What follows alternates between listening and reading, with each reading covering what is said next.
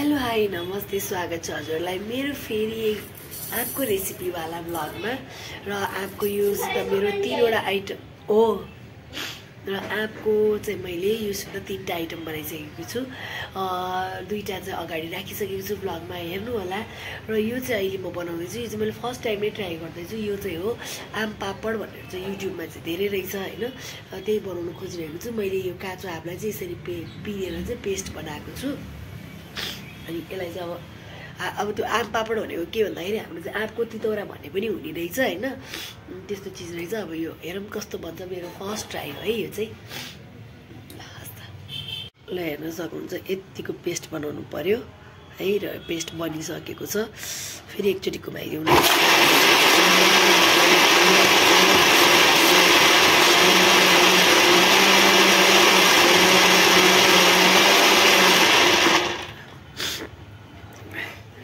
भएको छ। ल त्यो साथीहरू, हजुरले यो कराई याद गर्नुभएको छ कि छैन? यही कराईमा चाहिँ मैले खट्टी मिठी पकाएको थिएँ है। यो भ्लग मैले अगाडि राखिसकेको छु, हजुरले हेर्नु होला। अब म चाहिँ त्यही कराईमा चाहिँ यो बनाउँदैछु है त। यसलाई हालिदिन्छु, हालिदिएँ मैले पुरा मजाले चलाउने। अब यो बनाउनको लागि यसमा म धेरै मसला केही पनि हाल्दिनँ, हल्का मैले बेसार राखेँ अलिकति। त्यसै गरिकन मैले हिङ पनि राखेँ, हिङले टेस्ट निकाल्छ होइन। पाउँ जस्तो तितौरा जस्तो बनाउनुलाई त हिङ एकदमै राम्रो। त्यसै गरिकन मैले नुन राखेँ, नुन चाहिँ अलि हालौँ होइन। नुन राखेँ। अब चाहिँ मैले यसमा चाहिँ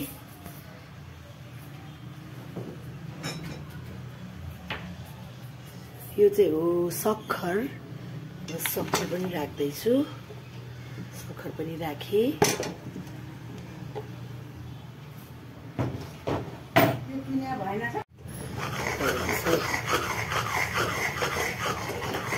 मजाले घुट्ने, यसलाई लाग्न नदिनु। गुटपाट भोटे जस्तै लागेको छ हौ मलाई त, देख्दा नि गुटपाटै जस्तो छ है।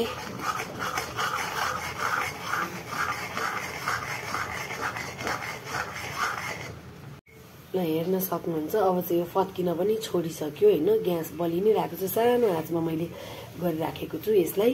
र फत्किन छोड्नुको अर्थ हो यसमा भएको पानी चाहिँ अब सुक्दैछ। र हेर्नुहोस् त, अब चाहिँ सक्खरले समाउनु थालेको चाहिँ यसरी थाहा हुन्छ। सक्खरले समाउँदैछ र यस्तो बेलामा झन् चलाउनु छोड्नै हुँदैन, छोड्यो भने लागिहाल्छ है। एकदम सानो मिडियम टु लो हिटमा चाहिँ मैले गरिरहेको छु।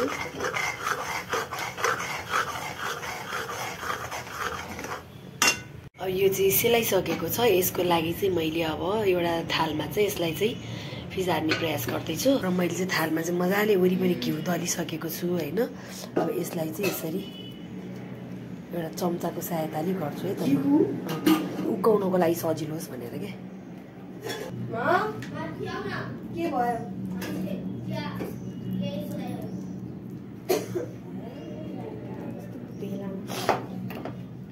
हेर्नुहोस् त कस्तो मजाले फिजारे मैले, आहा कति राम्रो भयो। अब यसलाई चाहिँ हामी चाहिँ जम्न दिन्छौँ, अनि भोलि मात्र यसलाई चाहिँ म पिस पिस बनाएर काट्नेछु है त। कति राम्रो भयो, लप्सीको माडा जस्तै देखियो।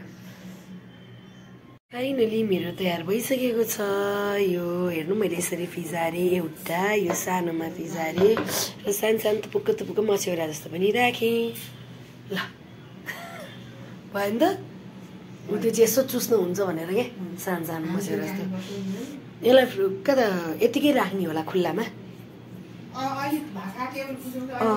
हुन्छ, कहाँ हेरेर राखिदिनु न। ल र मेरो यो फर्स्ट ट्राई हो, कस्तो हुन्छ म हजुरलाई पछि भन्छु है त। यतिकै खाँदा त यो मिठो छ, अब कस्तो चाहिँ हुन्छ बनेर निकाल्दा त्यो देखाउँछ है त पछि। र यो चाहिँ यस्तो भएको छ आँपको तितौरा चाहिँ है। अब यसलाई चाहिँ मैले यसरी काट्दैछु।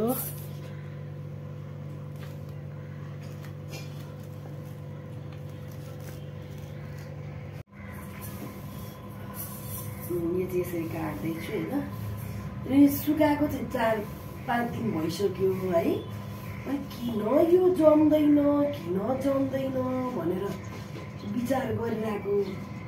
अनि अहिले यसो विचार गरी यो त सक्खरमा बनाएको, अनि सक्खरलाई घाममा लगाएपछि के हुन्छ? सक्खरलाई घाममा लगाएपछि पग्लिँदैन त।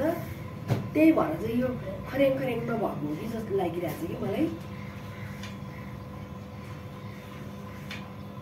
मैले चाहिँ